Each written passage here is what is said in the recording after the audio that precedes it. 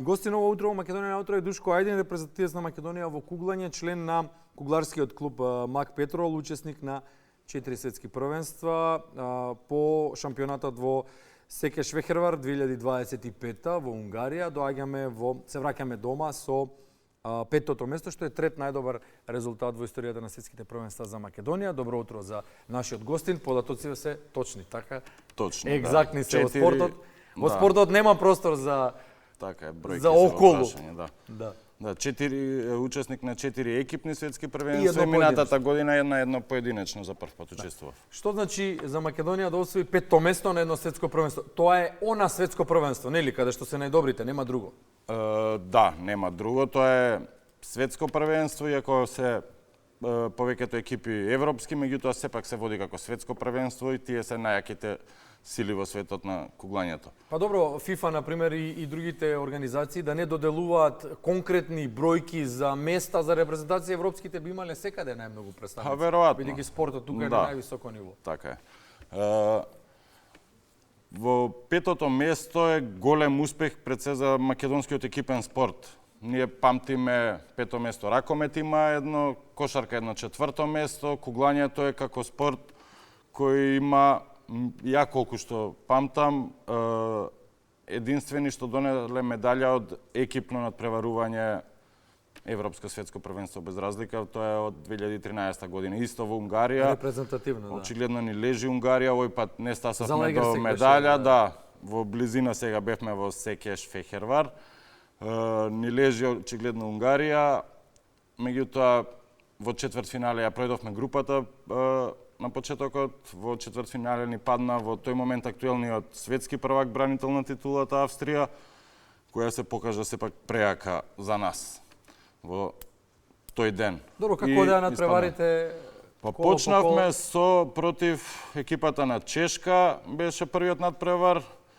Тој некако многу лошо го стартувавме ние и лошо го стартувавме, после некако се вративме во игра, меѓутоа тој лошиот старт беше тежок да се врати целата таа разлика. И на крај го загубивме. Потоа шансата ја гледавме против екипата на Хрватска, која е велесила и носител на медали во последниот, мислам, 3 светски првенства, дека они со медали се враќаат. Има двајца наши надпреварувачи кои, да, Бојан Влакевски, Бранко Манев, кои со години веќе играат за Хрватска и се едни од врвните куглари во светот, меѓутоа Бранко не знам од кои причини не играше на ова светско првенство, Бојан играше. Меѓутоа овој пат ја победивме Хрватска. Тука ни се отворија вратите за пласман понатаму да ја пројдеме групата, да се пласираме во четвртфиналето.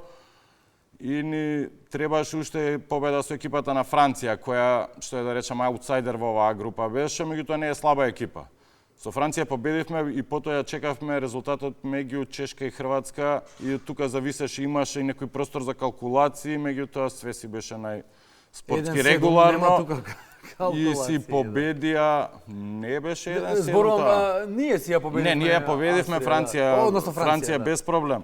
Меѓутоа, после нас игра Хрватска и Чешка и тука постоеше во некој резултат одреден, можеше ние да испаднеме како трети, да се направи круг, сите да имаме по 2 победи и пораз, и тогаш некои меѓусебни резултати се гледа, имаше некоја можност ние да бидеме трети и да не пројдеме група. Меѓутоа чесите изигра јако, хрватите изгубија повторно и не пројдоа група хрватите, ние отидовме понатаму како втори во групата, вкрстивме со Австрија, која беше прва во својата група во четвртфиналето и изгубивме во четвртфиналето. После нема разигрување од 5 до 8 место како што има во други спортови, него од претходните резултати или од четвртфиналето резултатот само, кој има најмногу вкупно чуњеви соборени, ние бевме најдобри. Да, најдобри бевме и во конечниот пласман, од која заврши светското првенство, излеговме пето место, што е сосема солидно. Секогаш може повеќе, меѓутоа. Солидно е за вака земено за репрезентативни рамки, но дали е солидно за инспирација за клубски рамки тука кај нас?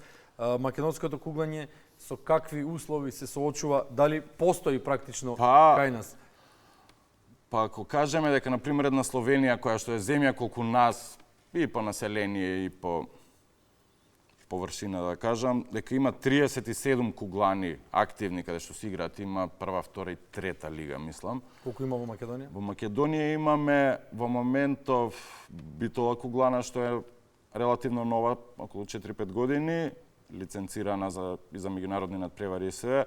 Во моментов уште има и ГТЦ лиценца кугланата, меѓутоа таа истекува и за да се добие нова треба многу реновирање. Борис Трајковски во моментов нема, правиме напори и таму нешто да се подсреди малку, да се инвестира за да добиеме лиценци како би имале барем 3 употребливи куглани, мислам. 2,5. Па така некако му доаѓа, мислам, употребливи зборам за играње надпревари, лига, меѓународни надпревари. Еве ние како Мак Петрол секоја година учествуваме пошто сме отприлика редовно прваци во Македонија и на меѓународни клубски надпреварувања. Минатата година во последни кугли изгубивме пласман во Лига шампиони. Тоа се веќе надпревари дома гости каде што треба некого да дочекаш овдека. Ние во моментов немаме куглана за меѓународен надпревар. Да си играте таму. Па не се пласиравме за среќа. Или кога би се среќа?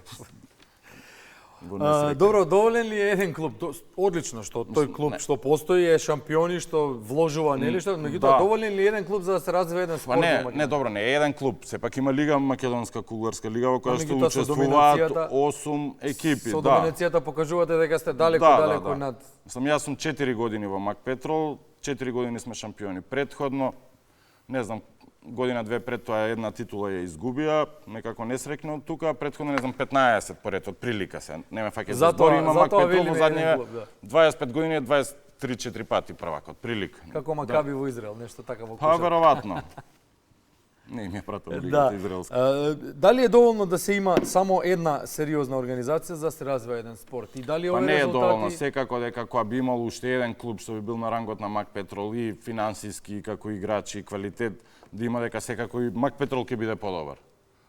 И општо и куглањето ќе се развива повеќе. Нормално е дека конкуренцијата ќе пари како и во веројатно во секој спорт. Од условите? Па од условите фалат куглани. Мислам, вака за човек да се бави со куглање, да дојдеш ти да се бавиш со куглање, не ти треба ништо посебно. Едни спортски патики, најобична опрема. Меѓутоа, фудбал можеш да играш на ливада, на улица, кај било. Кугланата си е, да речем, скап спорт, тука е хай-тек спорт, кај што тоа е све многу скапо, секој реновирање, нова куглана е прилично скапа, се скапа, све е тоа релативно скапо. Добро, има некаква рамка колку е тоа скапо?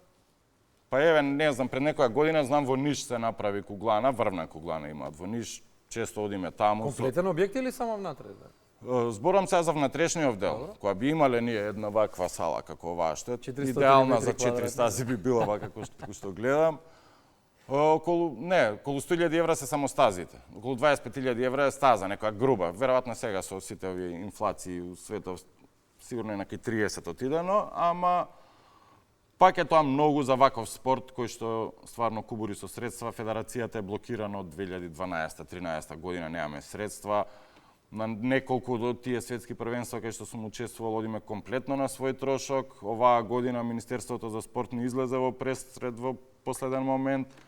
Ни покри дел од трошоците за учеството таму. И покрај сето тоа, второ, четврто и пето место носиме од светските првенства. Што се вика на мускули све, е тоа со еден голем ентузијазам на самите куглари. Сами патуваме, не знам, 5 пати, 6 пати сигурно одевме во Ниш на тренинзи, во Битола. После, не сме професионалци. Сите сме вработени некаде. После работа, тргаш се, враќаш у едно време навечер за да направиш тренинг на нормална куглана. И луѓе се чудат дека ние пак е ова голем успех спрема условите кои ги имаме во Македонија. Ете сме подобро пласирани од една Словенија што има 37 куглани и не знам, преку 100 регистрирани клубови сигурно. Како да пркне куглањето кај нас? Па да знаев, можда ќе пркнеше до сега, да ти кажам искрено. Треба луѓе способни за наоѓање некаков, не знам, менаџмент за наоѓање на средства финансиски. И секако и добра организација и волја да се работи со млади луѓе во спортов, пошто овој спорт нема лимит на години. Тоа е и некоја и добра страна. Затоа што еве ја имам 43 години, а сум уште активен. И е релативно безбеден во однос на повреди и слично. Релативно. И има повреди. Ја на ова светско првенство отидов полуповреден, нешто, некои проблеми со коленото. Ама има луѓе што играат и доста постари од мене се уште. Али има и деца 18 годишни што се врват. Добро, благодариме за учеството ово утро во Македонија на утро. Се надеваме дека допревме до моментите кои што требаше да ги истакнеме, се со цел да го регистрираме успехот на кугларите и да го поттикнеме општеството малку да размислува за овој благороден овој спорт. Може да се каже дека сериозните земји сериозно го сваќаат. Многу посериозно него кај нас. Благодарим. Ви благодарам на поканата.